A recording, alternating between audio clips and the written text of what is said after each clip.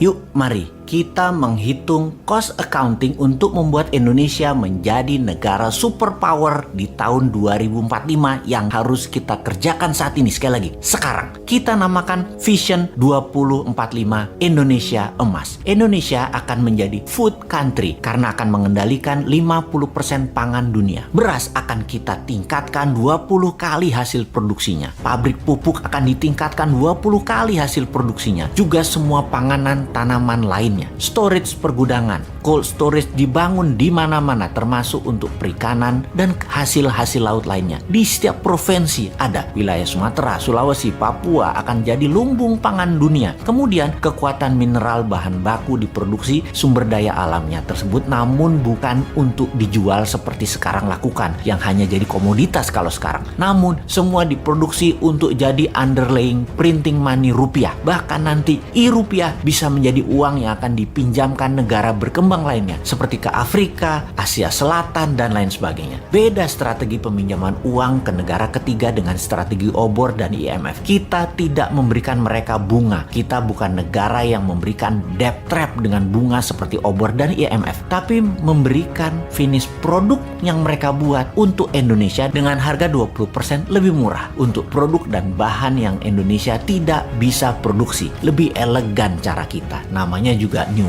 Mind. Lalu kita akan menguatkan kekuatan armada perang kita dengan 4 angkatan perang dengan kekuatan laut didahulukan. Armada laut dan transportasi laut Indonesia akan menjadi terkuat di dunia karena akan membangun kapal mulai dari kapal nelayan hingga kapal kargo, mother vessel hingga kapal perang. Kita akan kembalikan kekuatan kerajaan Sriwijaya dan Majapahit. Ditambah mata elang kekuatan pesawat udara jarak pendek di mana Indonesia akan memproduksi pesawatnya Pak Habibie. Lalu kekuatan Space Army dengan satelitnya ada di mana-mana. Lalu kita akan membangun infrastruktur jalanan, rel kereta api, pelabuhan kapal laut, terminal bus, dan truk kargo untuk mobilisasi produk dan manusia termasuk memproduksi kendaraannya. Lokal kontennya harus mendekati 100% semua proyek ini. Dan ada sebuah hal yang penting lagi, yaitu membangun 10 juta unit rumah yang semuanya nanti dicicil tanpa bunga kepada setiap peminat atau penghuninya. Dengan adanya 5G bahkan 6G, maka gerakan urbanisasi desa ke kota tidak diperlukan lagi. Orang malah banyak tinggal di desa, tinggal di daerah karena semua sarana terkoneksi dengan biaya telekomunikasi gratis. Untuk kesehatan bagaimana? Selain membangun sistem kesehatan yang masif seperti rumah sakit, puskesmas, posyandu yang gratis, maka menyiapkan sarana sehat menjadi wajib. Bukan hanya penyembuhan, imunitas ditinggikan warganya dengan vitamin, dengan juga dibangun banyak sarana olahraga publik. Taman kota dibangun, kompetisi hampir di semua cabang olahraga modern sampai tradisional. Di semua wilayah di setiap minggu ada kompetisi, juga ada pameran kebudayaan. Setiap minggu kegiatan keluarga akan penuh dengan kegiatan yang sehat dan kompetisi olahraga serta budaya yang semarak di mana-mana karena semua sarana gratis dan banyak. Untuk itu semua Indonesia memerlukan energi, dan energi listrik yang terbaik di Indonesia adalah energi bertenaga thorium, tenaga matahari, dan tenaga angin. Di mana listrik awal ini bisa menjadi sarana mencharge baterai untuk setiap kendaraan di Indonesia. Mobil listrik, motor listrik, bis listrik, truk listrik, kapal laut listrik, dan lain sebagainya.